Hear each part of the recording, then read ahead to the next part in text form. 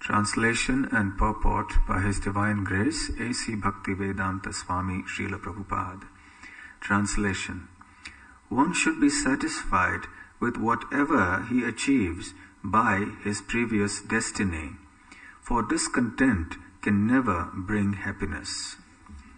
A person who is not self-controlled will not be happy even with possessing the three worlds. Purport.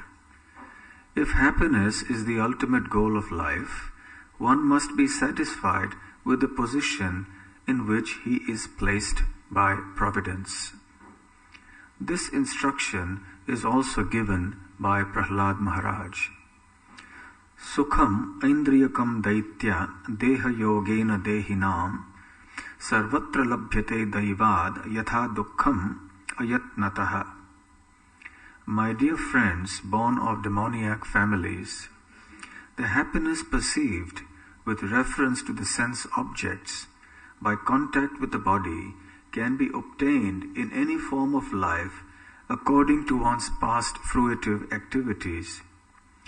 Such happiness is automatically obtained without endeavor, just as we obtain distress.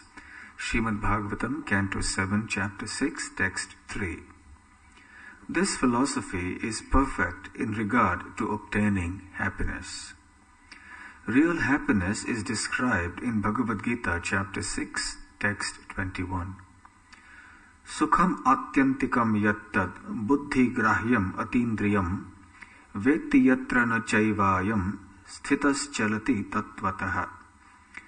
In the spiritually joyous state, one is situated in boundless transcendental happiness and enjoys himself through transcendental senses. Established thus, one never departs from the truth. One has to perceive happiness by the super senses. The super senses are not the senses of the material elements. Every one of us is a spiritual being, Aham Brahmasmi, and every one of us is an individual person. Our senses are now covered by material elements, and because of ignorance, we consider the material senses that cover us to be our real senses. The real senses, however, are within the material covering. Dehinosmin yatha dehe. Within the covering of the material elements are the spiritual senses. Sarvopadhi vinirmuktam tat paratvena nirmalam. When the spiritual senses are uncovered, by these senses we can be happy. Satisfaction of the spiritual senses is thus described. Rishikena rishikesha sevanam bhakti ruchyate. When the senses are engaged in devotional service to Rishikesh, then the senses are completely satisfied.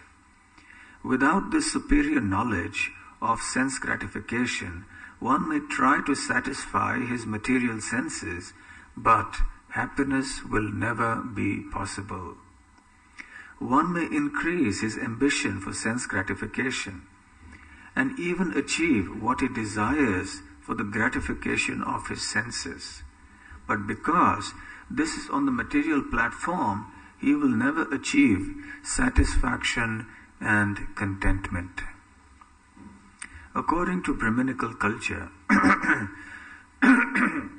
one should be content with whatever he obtains without special endeavor and should cultivate spiritual consciousness. Then he will be happy. The purpose of the Krishna consciousness movement is to spread this understanding. People who do not have scientific spiritual knowledge mistakenly think that the members of the Krishna consciousness movement are escapists trying to avoid material activities. In fact, however, we are engaged in real activities for obtaining the ultimate happiness in life. If one is not trained to satisfy the spiritual senses and continues in material sense gratification, he will never obtain happiness, that is eternal and blissful. Srimad Bhagavatam, Canto 5, Chapter 5, Text 1, therefore recommends Tapo divyam putrakayena sattvam shuddhyed yasmat brahma saukyam tvanantam. One must practice austerity so that his existential position will be purified and he will achieve unlimited blissful life. Om Ajnanatimirandhasya Jnananjana Shalakaya Chakshurunmilitam Yena Tasmai Shri Gurave Namaha. Shri Chaitanya Manobhishtam Sthapitam Yena Bhutale Swayam Rupa Kada Mahyam Dadati Svapadantikam Vandeham Shri Guru Shri Yutapadakamalam Shri Gurun Vaishnavamscha Shri Rupam Sakrajatam Sahagana Raghunathanvitam Tam Sajivam Sadvaitam Savadhutam Parijana Sahitam Krishna Chaitanya Devam Shri Radha Krishna Padang Sahagana Lalita Shri Vishakhanvitamscha Nama Om Vishnu Padaya Krishna Presthaya Bhutale Srimate Bhakti Vedanta Swamin Niti Namine Namaste Saraswate Deve Gauravani Pracharine Nirvishesha Shunyavadi Paschatya Deshatarine Vancha Kalpatarubhyascha Kripa Sindhubhya Evacha Patitanam Pavanebhyo Vaishnavebhyo Namo Namaha. Jai Shri Krishna Chaitanya Prabhu Nityananda Shri Advaita Gadadhar Shivasadi Gaura Bhakta Vrinda. Hare Krishna Krishna Krishna Hare Hare Hare Rama Rama Rama Hare Hare. Hare Krishna. Some very, very instructive lessons here for the whole world, given personally by the Supreme Personality of Godhead. He has already spoken in the previous verses that if a person's senses are not controlled, then even if he obtains the entire world or the entire universe, he will not be happy.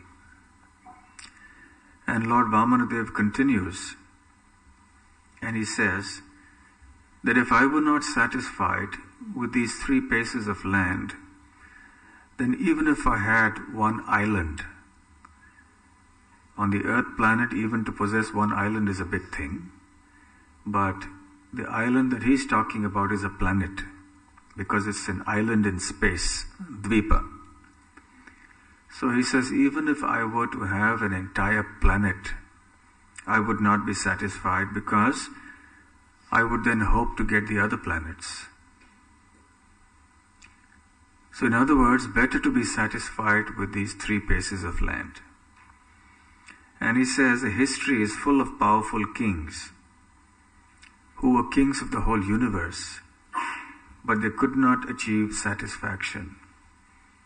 They could not achieve the end of their ambitions. Therefore, he concludes in the verse of today that one should be satisfied with whatever he achieves by his previous destiny, because discontent can never bring happiness. For one who is not self-controlled will not be happy even with possessing the 3 worlds. So satisfaction in this world is a very elusive thing.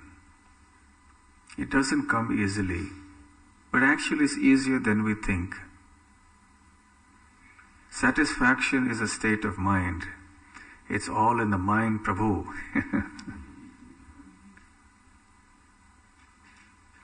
So, interestingly and significantly, Krishna describes satisfaction, because satisfaction is the name of the game as far as Lord Vamanadeva is concerned. He's speaking about how important it is to be satisfied with whatever the Lord has provided, or with whatever destiny has brought in its wake. Now in the 17th chapter of the Bhagavad Gita, Krishna has spoken about, among other things, austerity. He speaks about austerities of the body, austerities of speech, and also austerities of the mind. So I'd just like to read this verse and also what Prabhupada says about satisfaction with regard to austerities of the mind. Manaha prasadaha somyatvam maunam atma vinigrahaha bhava samshuddhir ityetat tapo manasam uchyate. Srila Prabhupada's translation. And satisfaction, simplicity, gravity, self-control, and purification of one's existence are the austerities of the mind. And Prabhupada's purport. To make the mind austere is to detach it from sense gratification. It should be so trained that it can always think of doing good for others. The best training for the mind is gravity in thought. One should not deviate from Krishna consciousness and must always avoid sense gratification. To purify one's nature is to become Krishna conscious. Satisfaction of the mind can be obtained only by taking the mind away from thoughts of sense enjoyment. The more we think of sense enjoyment, the more the mind becomes dissatisfied. In the present age, we unnecessarily engage the mind in so many different ways for sense gratification. And so, there is no possibility of the mind's becoming satisfied. The best course is to divert the mind to the Vedic literature, which is full of satisfying stories, as in the Puranas and the Mahabharata. One can take advantage of this knowledge and thus become purified. The mind should be devoid of duplicity, and one should think of the welfare of all. Very interesting and useful purport. So, austerity of the mind involves the following things: satisfaction, simplicity, gravity, self-control, and purification of one's existence. And the central theme here is, in order that this be achieved, the mind must be kept away from sense enjoyment. And one's mind must be focused, alternatively therefore, on a higher taste. And Prabhupada mentions here the Vedic literature. The Vedic literature is full of varieties of messages and stories and pastimes which can give us complete satisfaction. So instead of diverting our minds to the innumerable sources of sense enjoyment available within this world, and then getting no satisfaction eventually, it is better to focus one's mind on devotional Vedic literature.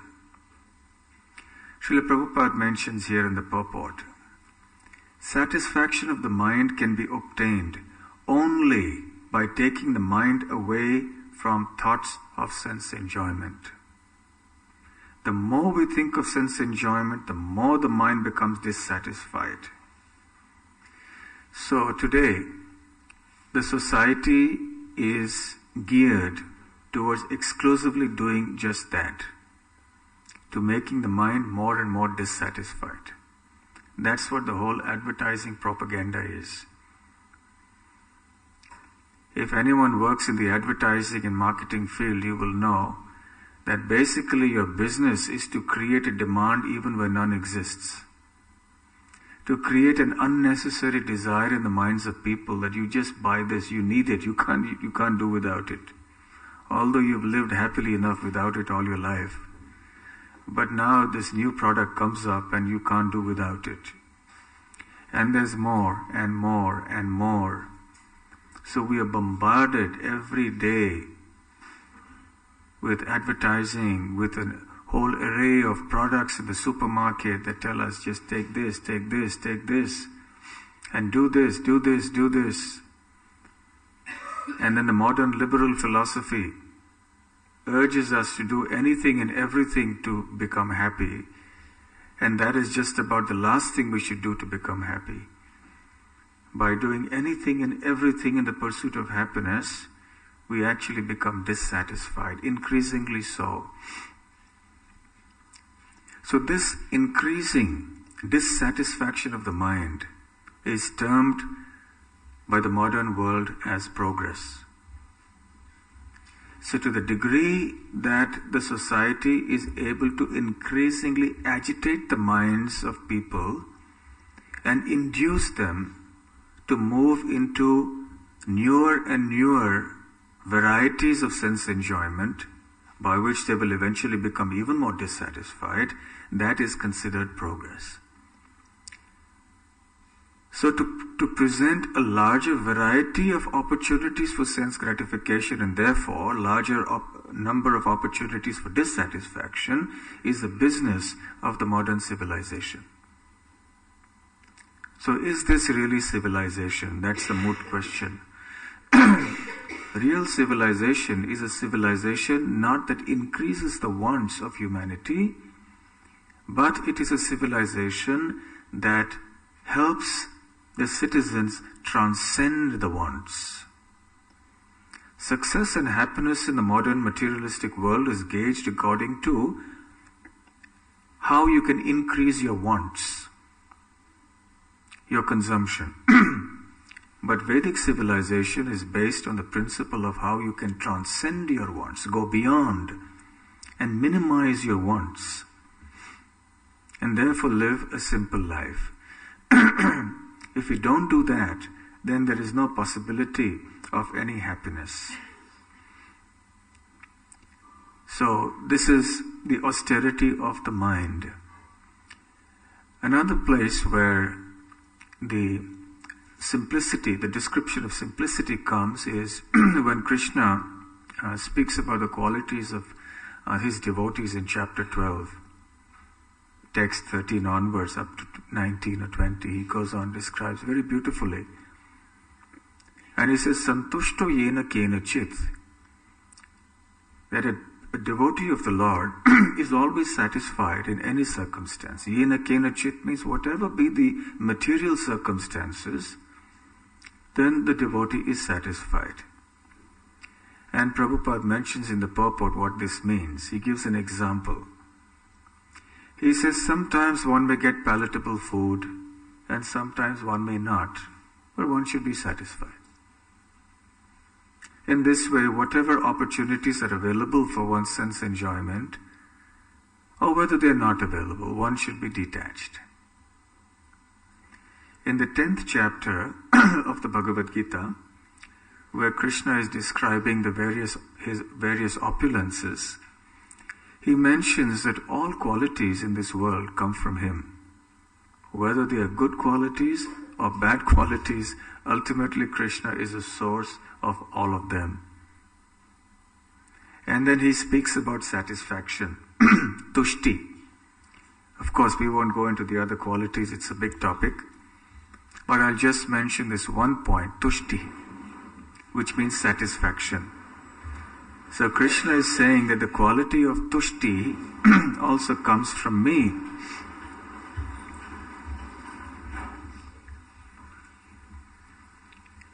And here is how Srila Prabhupada describes or defines satisfaction or simplicity. Satisfaction, tushti.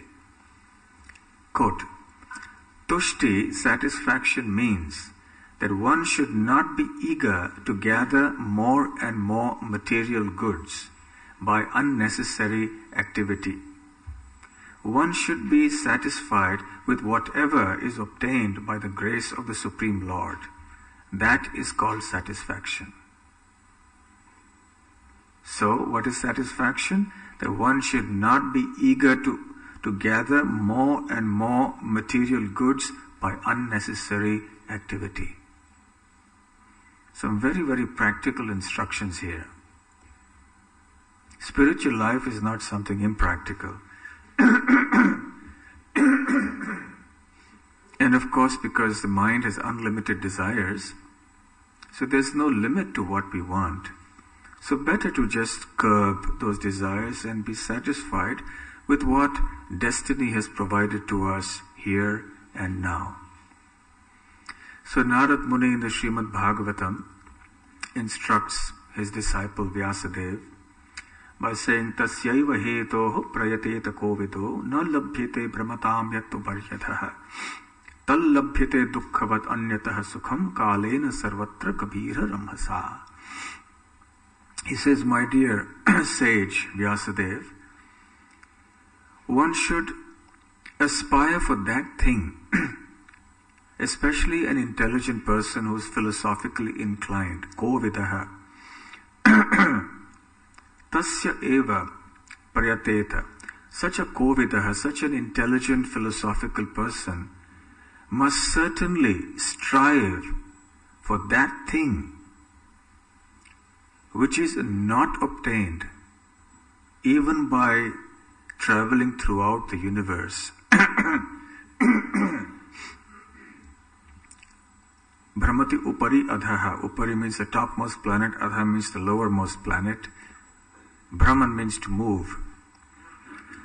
So one should endeavor for that purposeful end or purpose which cannot be obtained merely by wandering throughout the universe. In other words, material endeavor will not give us satisfaction. One should not simply be engaged in material activities in the search of happiness, of material happiness. Tal dukkhavat anyatah sukham kalena sarvatra gabhira ramhasa, which means that this material happiness that we are seeking will come automatically, uninvited in our life, just as the distress comes in our life uninvited. Nobody invites distress. We never come in the front of the Supreme Lord. Nobody goes to a temple or a church or a mosque or nobody prays to the Lord, oh Lord, please give me distress. It's been such a long time. You have given me some distress in life. Why are you so partial? Why not just give me a little distress? Nobody ever prays like that. But distress comes of its own accord. Similarly, happiness will also come of its own accord. Happiness and distress, after all, are two sides of the same coin. Therefore, by logic, it is clear that if distress comes of its own, happiness will also come of its own. When distress goes, it goes of its own. So the happiness that comes will also go of its own, so we should not lament. We should not rejoice when happiness comes, and we should not lament when the happiness goes away. Similarly, we should not lament when the distress comes and rejoice when the distress goes away. These things are going to come and go according to our destiny. So therefore Krishna has said in the Bhagavad Gita, Matra sparshastu kaunteya shitoshna sukha dukkhadaha agama payino nityas tam sitikshasva bharata. That, O sign of Bharata, the happiness and distress of this world will come and go like the coming and going of the winter seasons, winter and summer seasons. So one must learn to tolerate these things without being disturbed. So simplicity, tolerance, etc., they're all interconnected, you see. You have one, you have the other. To be simple, to have satisfaction, you have to have simplicity. To have satisfaction, you must have tolerance. We must tolerate the dualities of life, which will inevitably be thrust upon us in this world. And when we do not have these qualities of satisfaction, then we will be always disturbed. So Narad Muni is advising Vyasadeva that the human being should therefore strive for something spiritual. The human being should be satisfied with whatever is materially his lot, so to speak. and instead focus the precious energy and time of human life in the task of self-realization. The similar point is being made by Prahlad Maharaj in the 7th canto, and this is quoted by Srila Prabhupada here, that the happiness perceived with reference to the sense objects by contact with the body can be obtained in any form of life, according to one's past fruitive activities. Such happiness is automatically obtained without endeavor, just as we obtain distress.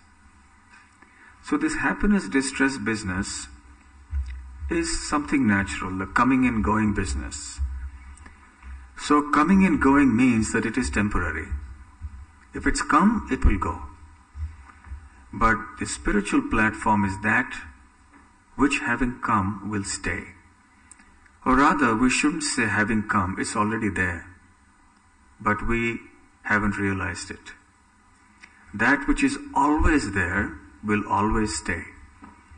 That which needs to come will go. But that which is always there will remain there. So therefore, the eternal bliss that we all experience, or hankering to experience, is already there within. It's just a process of uncovering it by the process of Krishna consciousness. The direct process is to chant Hare Krishna and to serve Krishna in numerous ways as given by the acharyas in the scriptures. But simultaneously the scriptures also tell us practical programs according to which our lifestyle has to be arranged.